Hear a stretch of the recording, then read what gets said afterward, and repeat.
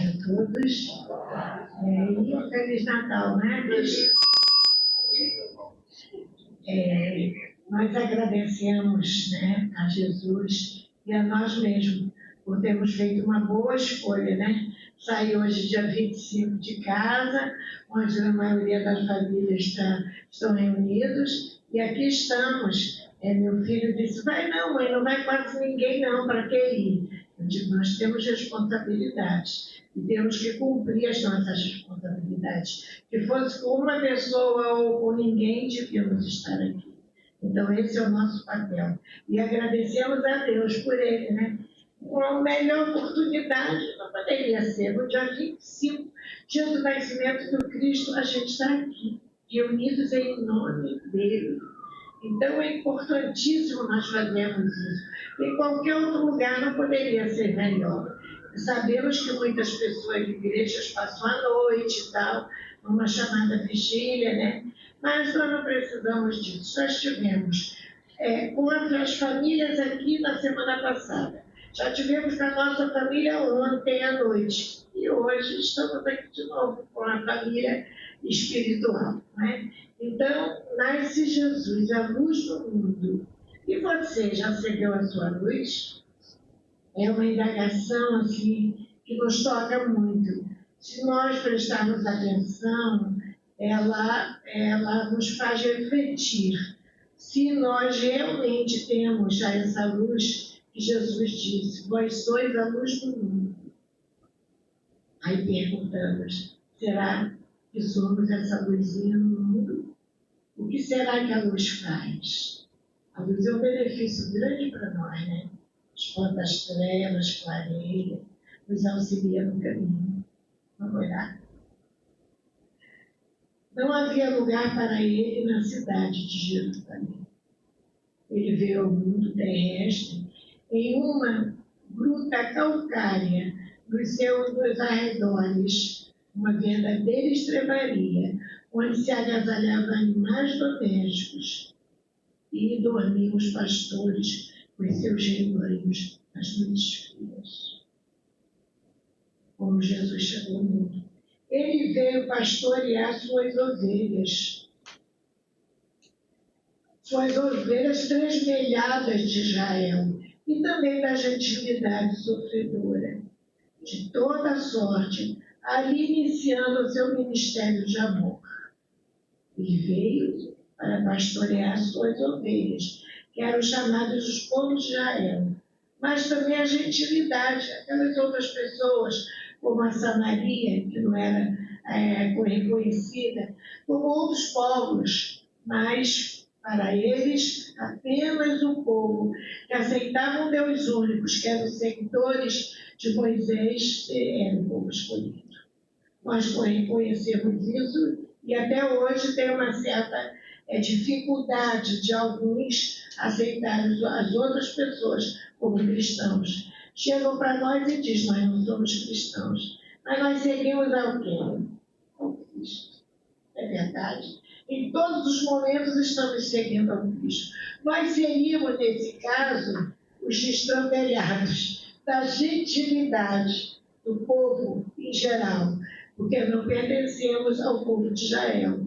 No entanto, seguimos a Jesus com todo o amor e carinho. No seu ministério de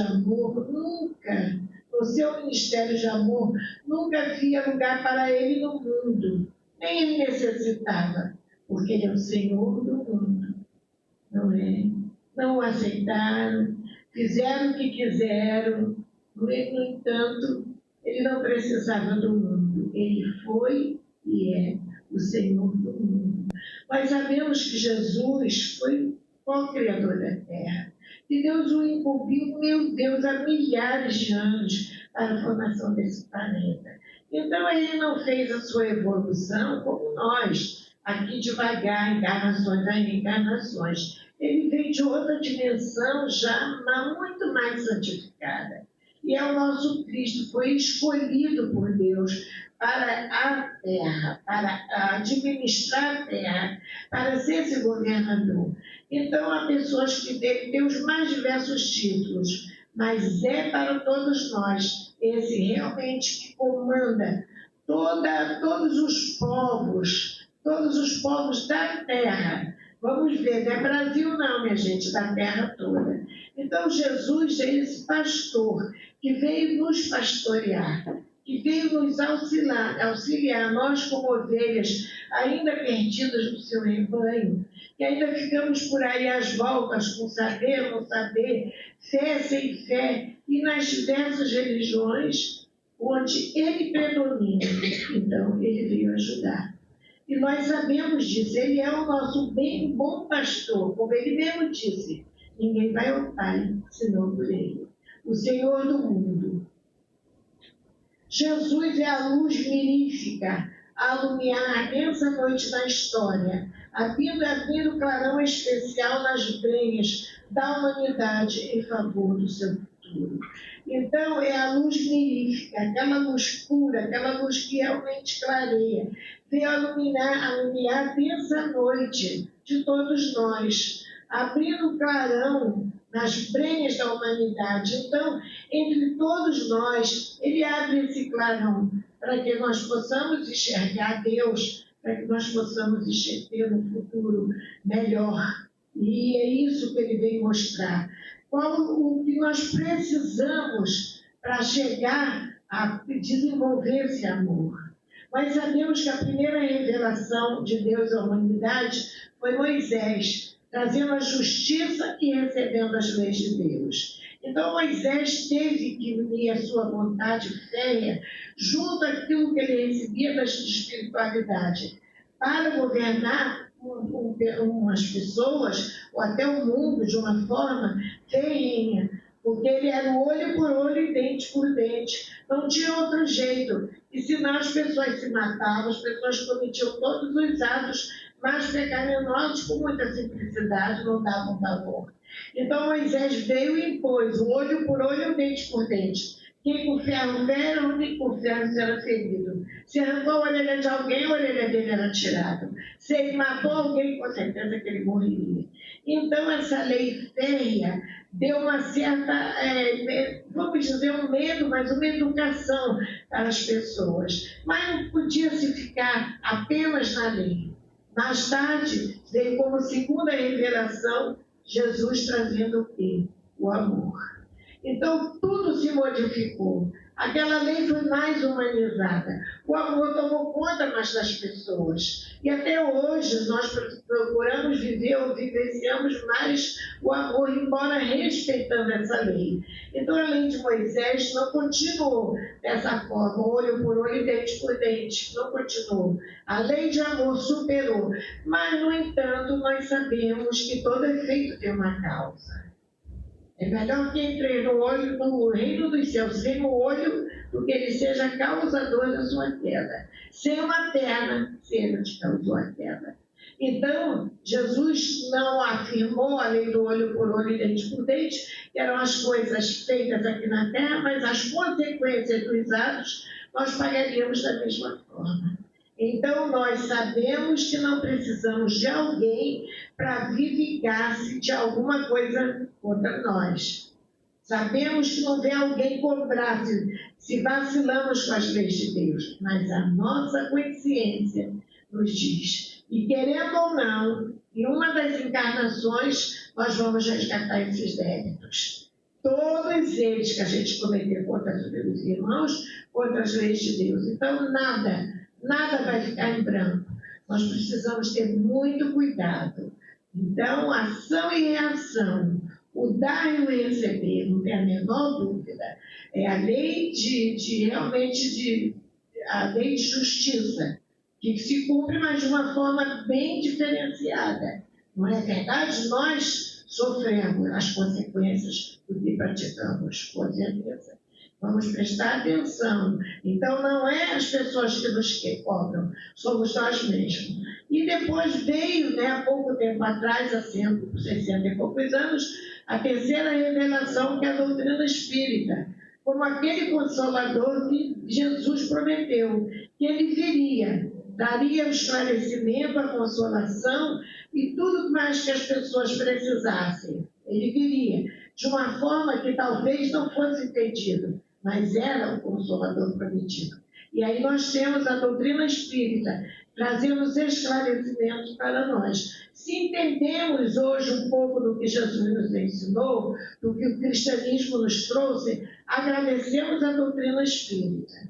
E vamos lembrar um pouquinho, o Alisson falou semana passada, muito da dor. E todas as dores são boas para nós, embora a gente não aceite muito, porque não é brincadeira sofrer qualquer tipo de dor. Mas seja ela moral ou física, ela traz um benefício grande, porque nos alerta que aquilo ali, alguma coisa nós fizemos e estamos em resgate. Então as pessoas às vezes sofrem meio que desesperados, esperando para que os homens com a ciência resolvam seus problemas. Ou que Deus, no caso, vindo a uma casa espírita, vindo a um centro espírita ou a uma igreja ou a qualquer outro lugar, em busca da cura. Nós sabemos que há religiões que prometem cura, como há casas espíritas. Semana passada alguém me falava que nós devíamos ter uma ficha com o nome da pessoa e o problema que a pessoa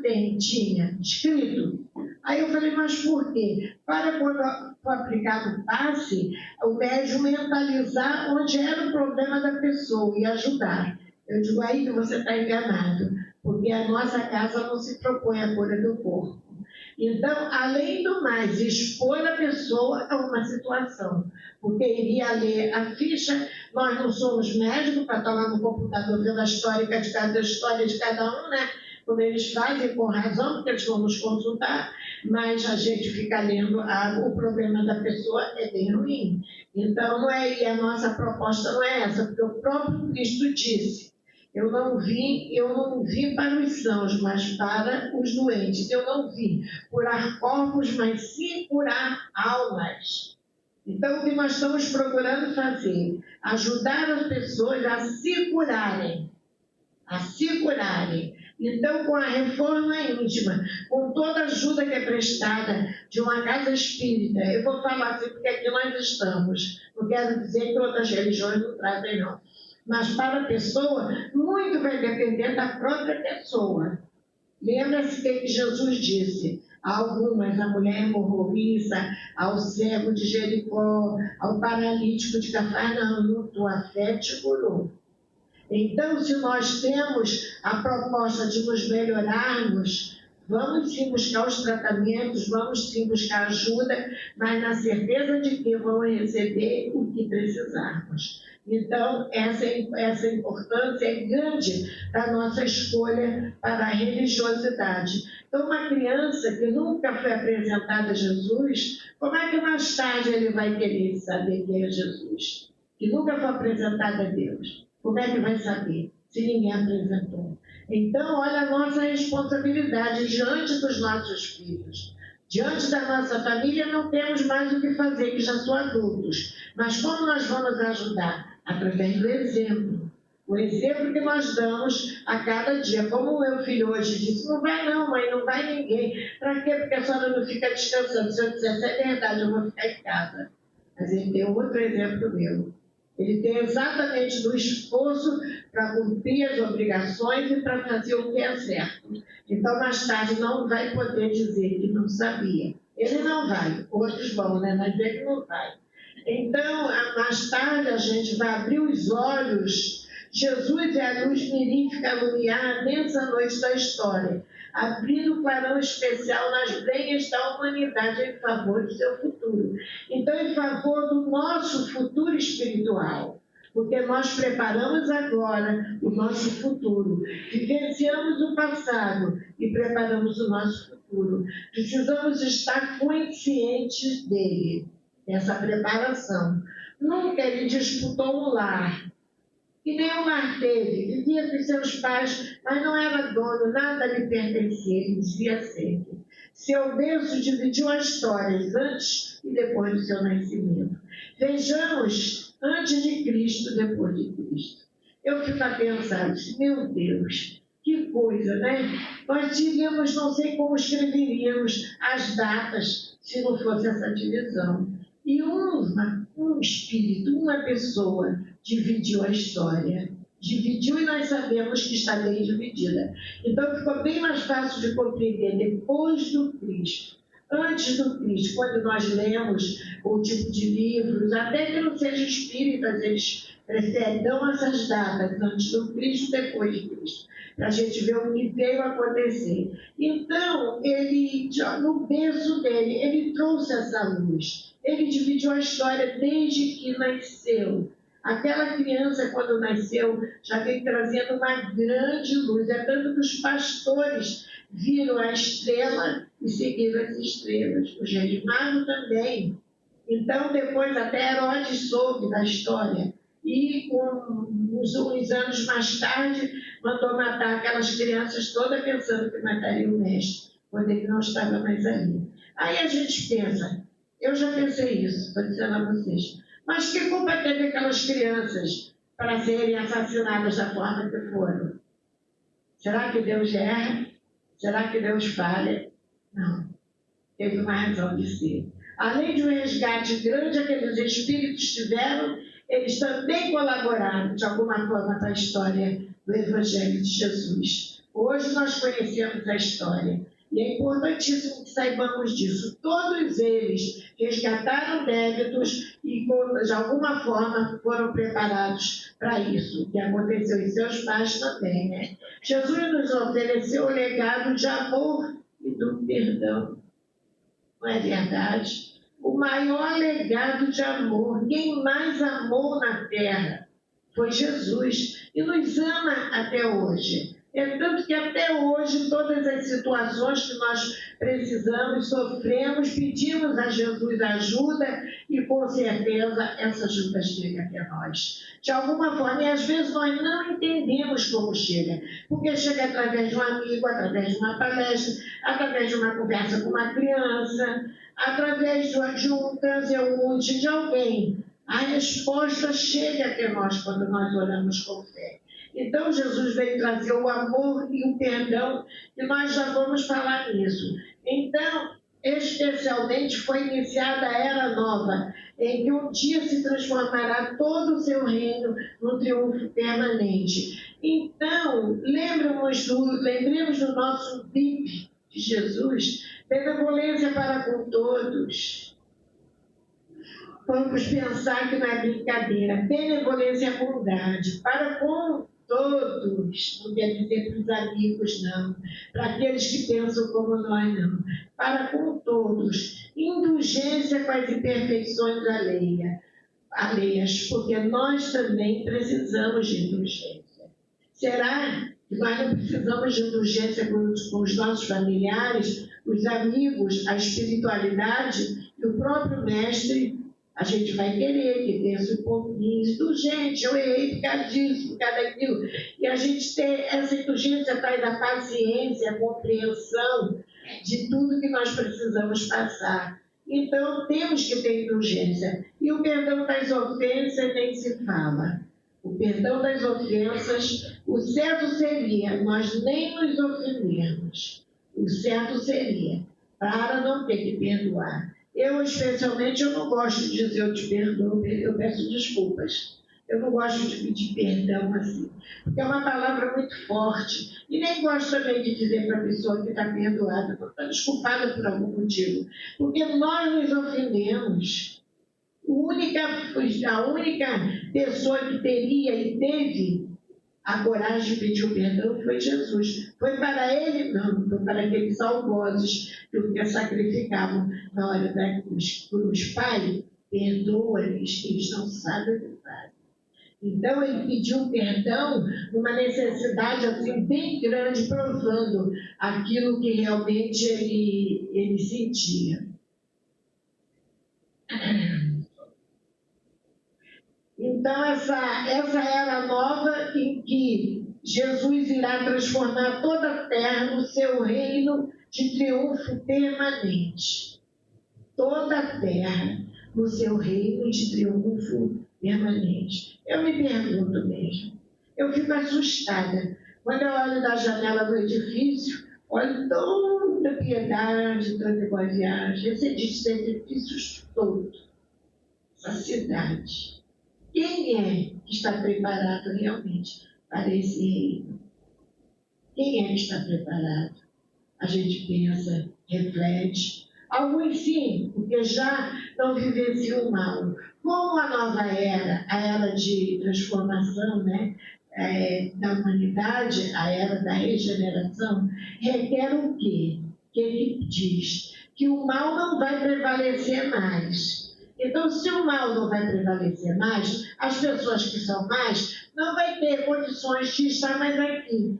Isso dá um alento muito grande ao nosso coração.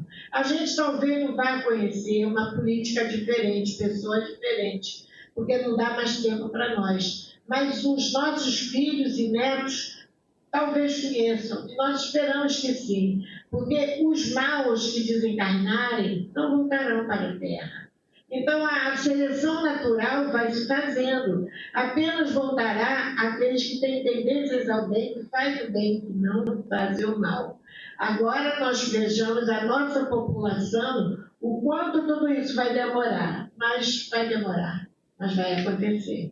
Então, talvez na nossa próxima encarnação, pessoas da minha idade ou mais ou menos possam encontrar um mundo melhor, mais regenerado, é o que esperamos. As pessoas estão com medo de ter até filhos, dizendo, eu vou oferecer o teu filho o mundo como está. É só nós educarmos e fazermos o melhor. Porque cada espírito recebe exatamente aquilo que precisa. Então, se ele precisa de passar por determinadas provações, expiatórias ou não, ele vai passar. Então, não adianta nós pensarmos, não, vamos livrar, colocar numa redoma de vidro para que ele não sofra. Não, vamos apresentar a Jesus, apresentar a Deus, mas deixar apresentar o mundo. Mas mostrando-lhes que o mundo oferece. Não é? Não se pode servir a Deus e a Mamon. É isso que nós aprendemos. Então, vamos ter cuidados. É o que eu disse no início, que graças a Deus nós fizemos a boa escolha. Quantas pessoas foram hoje de tarde para a praia, foram passear, com respeito a todos. Cada um tem os seus familiares e sabe o que vai fazer, né? Mas nós, pelo menos, sentimos a necessidade de aqui estarmos e assim o fazemos. Luz mirífica, ele é, nas trevas densas de todos os tempos, essa energia que traz para nós. Então, Jesus é a luz do mundo. Nós temos a certeza. Quando nós colocamos Jesus no santuário do nosso coração, a nossa marcha vai ser mais rápida. Quando nós colocarmos Jesus no santuário do nosso coração. Então, essa marcha, esse caminhar, vai ser mais rápido e mais feliz. Porque nós temos ali aquele objetivo. Quando nós temos um objetivo, nós conseguimos lutar por ele. E como aconteceu com Joana de Cusa.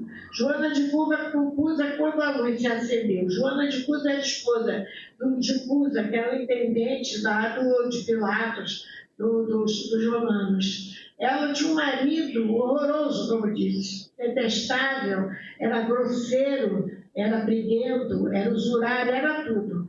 E tinha 2 filhos. Ela já estava tão cansada de seguir, queria fazer o bem, não conhecia Jesus, não conhecia a lei de amor, mas era um espírito que já estava numa condição superior a ele. Então, soube de Jesus, foi até Jesus, e vendo tudo aquilo que Jesus fazia, né, pediu-lhe, Jesus, eu quero lhe seguir, eu quero deixar tudo e te seguir de agora para diante. Aí Jesus disse, não, volta para casa, cuida de tua família, e um dia, quando puderes, então volta para mim.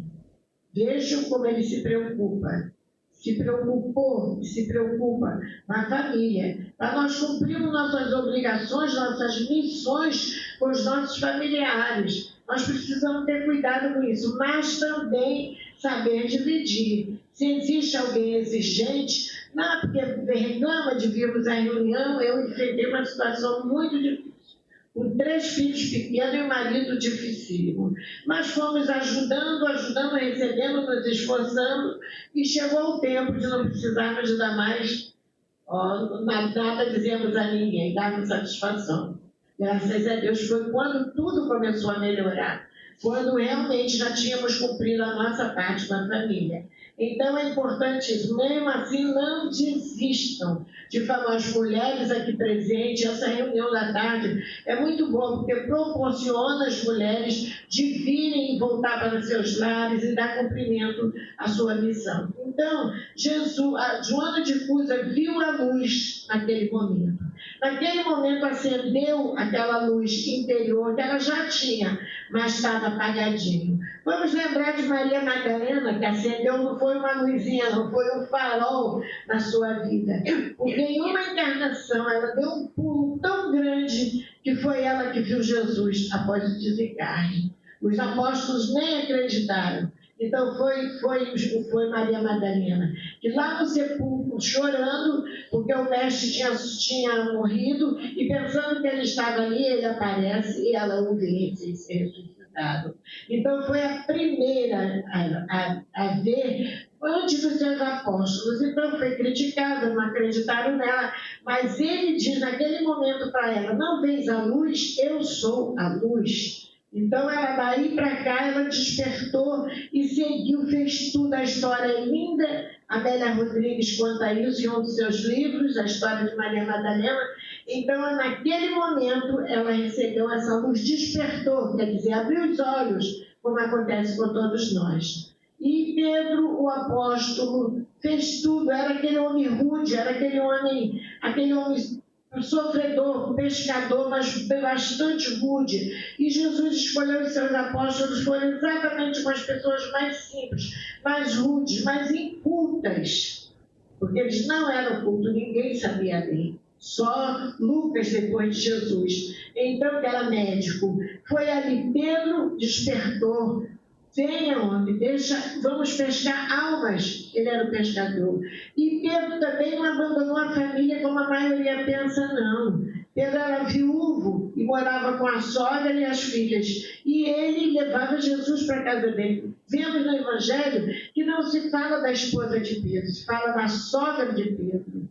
Porque ela foi um personagem que foi curado por Jesus, né, de uma doença, uma febre muito séria. E então, Pedro despertou naquele momento, mas despertou muito mais depois que ele negou o Cristo e que viu o que ele tinha feito. Por 3 vezes ele negou o Cristo com medo. Daí para cá ele despertou quando ele viu a ressurreição e nunca mais caiu em nenhuma tentação de negar o Jesus e caminhou por a grande luz, né? E nós vamos ver alguém que chama muito a atenção, que é Paulo de Tarso, né? Sendo Saulo de Tarso aquele que substituiria um grande personagem na religião judaica. Ele vai para matar, já tinha tirado a vida de um primeiro cristão, do primeiro mártir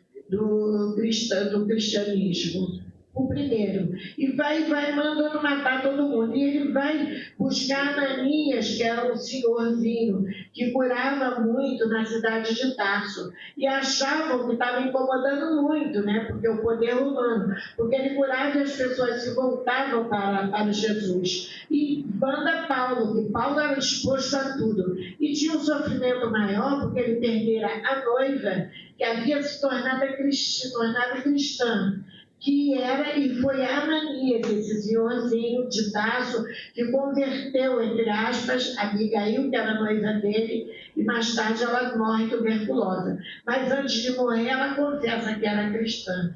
Então a raiva dele foi muito grande de Jesus. Achava que foi Jesus que lhe roubou a noiva. Por vários motivos ele vai para Tarso para matar Ananias, querendo matar Jesus. Quando ele sabia que tinha ressuscitado, ele não sabia o que fazer. Bom, lá vai Paulo. E no meio do caminho, naquela sol árido, Paulo tem uma visão, uma claridade enorme e cai do cavalo.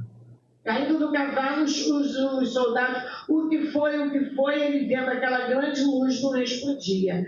Aí apareceu Jesus: Saulo, Saulo, porque ele se persegues. E ele ouviu aquela voz por 3 vezes. E ele: que queres que eu faça?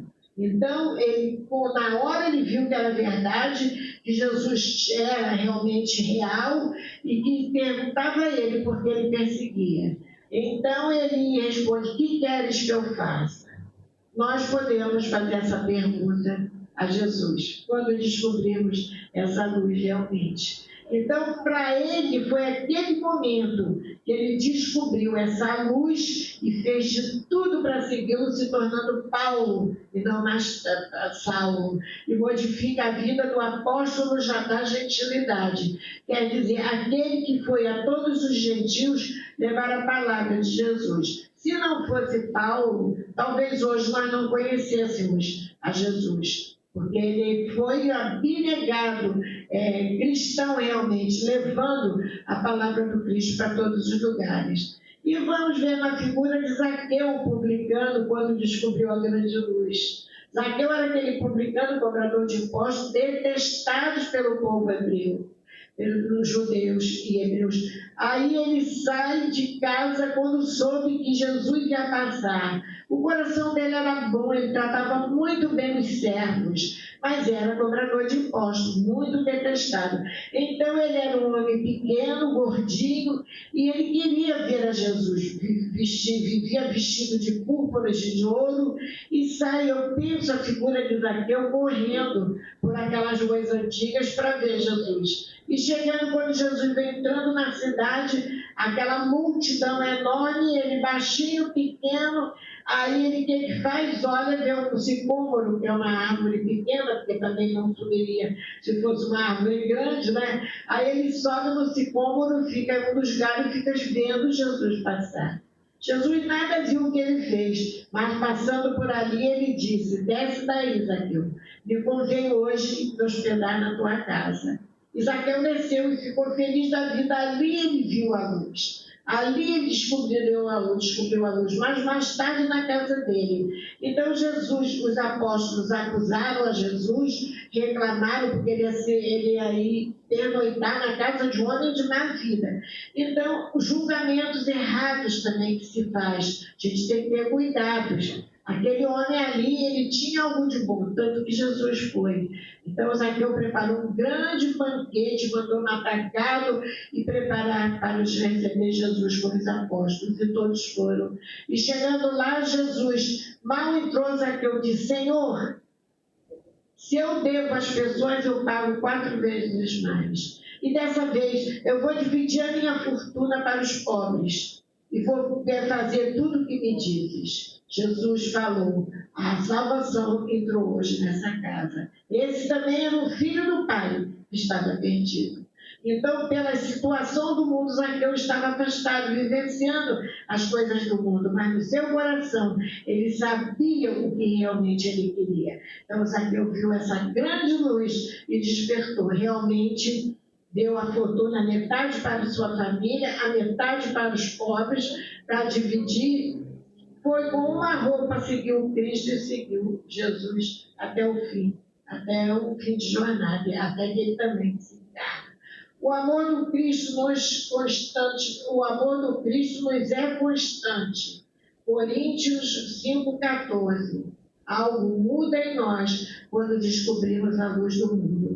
Então, esses personagens do Evangelho que nós trouxemos, tem muito mais. E aqueles todos que descobriram essa grande luz, mas eles abdicaram de tudo e seguiram a Jesus mesmo. Então, nós não precisamos hoje em dia falar isso ou fazer isso. Vamos ver os apóstolos, não, os cristãos que foram levados aos circos, cantando. Eles tinham a certeza de que morreria o corpo, mas a alma estaria salva, né? Estaria viva. Então a fé deles era tão grande que eles foram para os circos, certos de que sobreviveriam. Mas nós agora não temos um circo e nem precisamos, mas temos um mundo convidativo. Temos tudo a nosso favor se a gente quiser, não é verdade?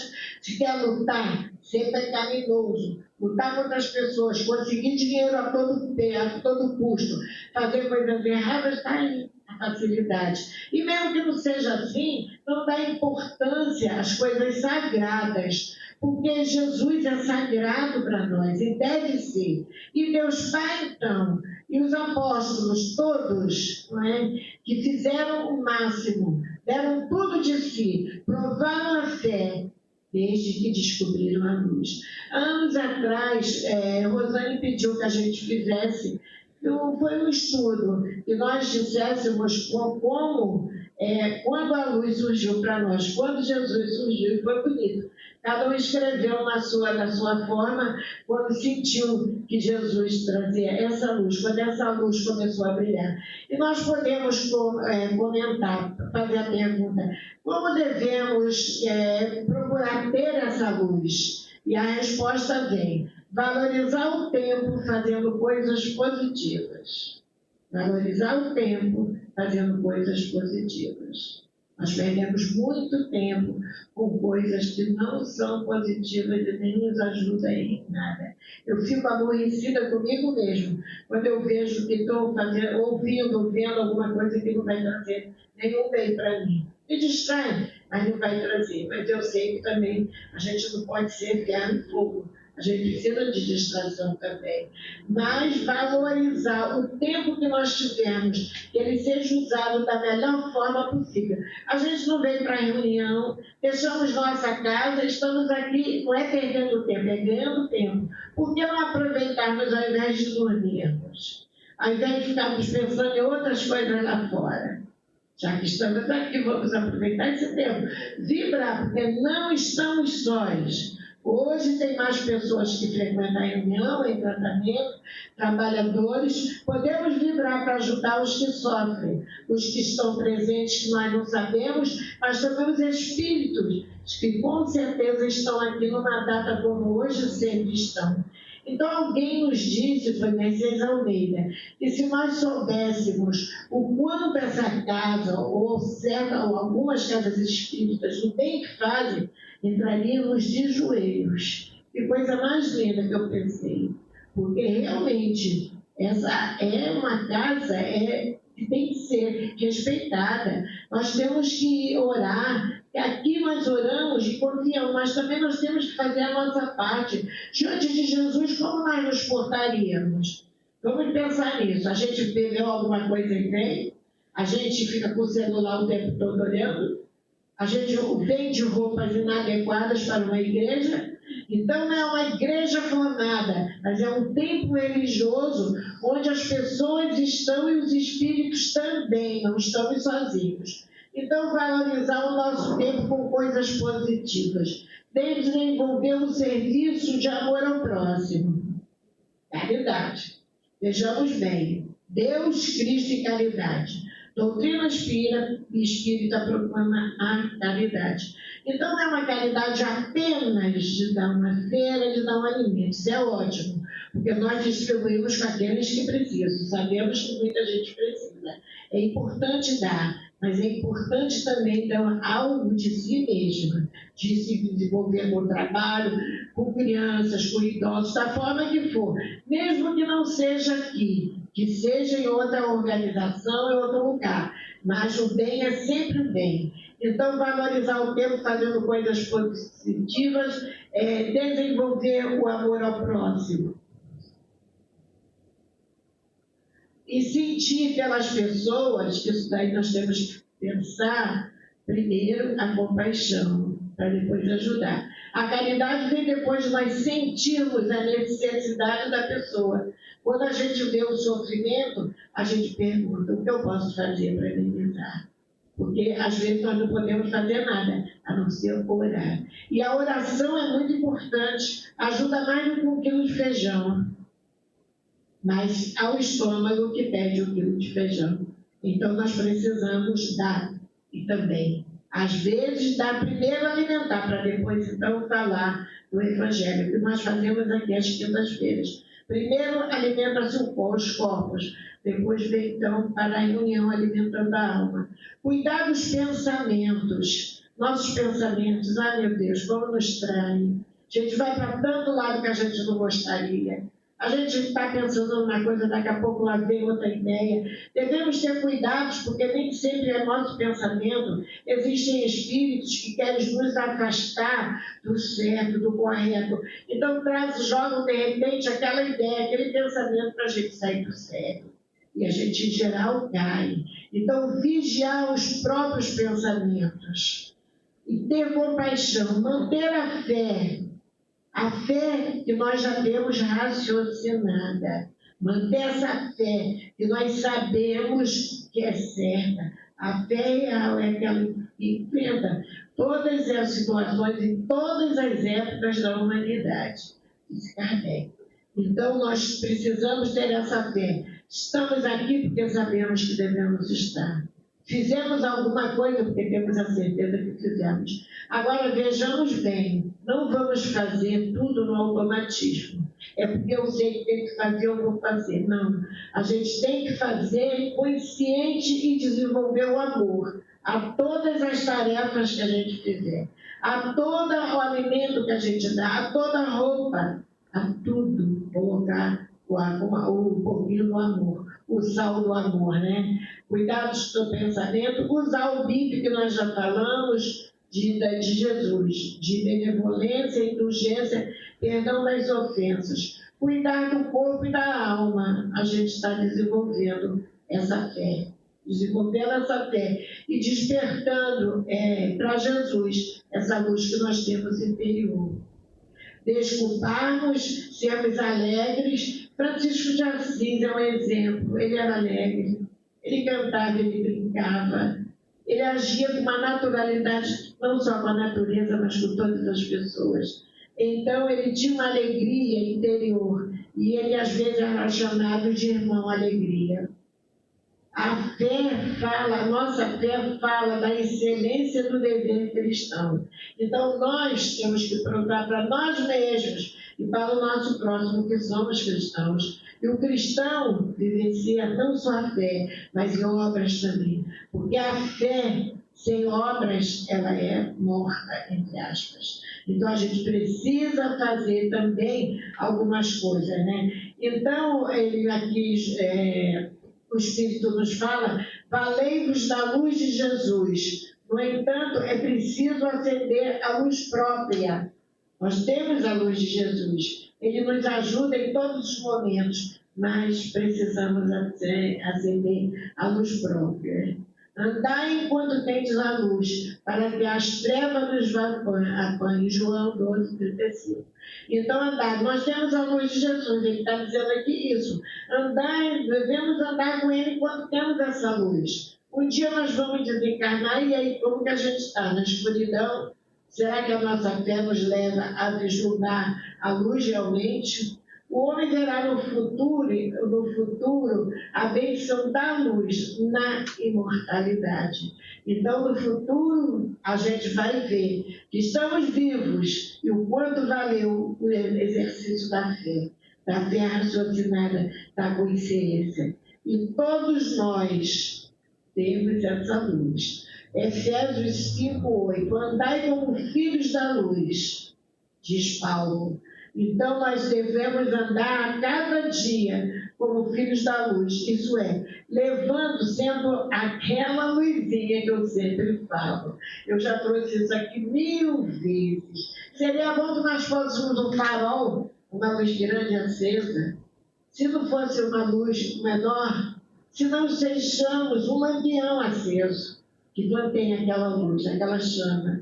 Ainda podemos ser uma vela, que a vela, durante algum tempo, ela clareia todo o ambiente. Se ainda não pudermos ser a vela, sejamos o fósforo aceso, que no instante em que ele vai acabar, ele ilumina aquele ambiente. Mas, se ainda não pudermos ser o fósforo, sejamos o vagalume, que acende e apaga. E muitos vagalumes iluminam boa parte do jardim. Então, nós possamos realmente acreditar. E se nós acreditarmos em Jesus, desenvolvemos essa fé consciente e que nós somos luzes, nós podemos fazer muito. Muito mesmo, estarmos confiantes dessa verdade. E para trazermos a luz para o nosso lar, o Evangelho do Lar. que abre as portas para receber Jesus, abre as portas para a espiritualidade amiga chegar e nos auxiliar. Então é um convite, venha Jesus, nós estamos com a porta aberta, estudando o Evangelho, realmente a luz de Jesus. Então que essa luz dele, do querido Mestre, se faça presente entre nós, mas que todos nós possamos acender essa luz. E isso daí é descobrir Jesus, descobrir o amor, descobrir o bem. Que nada nos falte, porque cremos. Que Deus nos abençoe, um feliz final de Natal e que nós possamos ficar marcados hoje pela presença nessa casa, procurando vivenciar a vida do Espírito, que é imortal. Jesus por todos.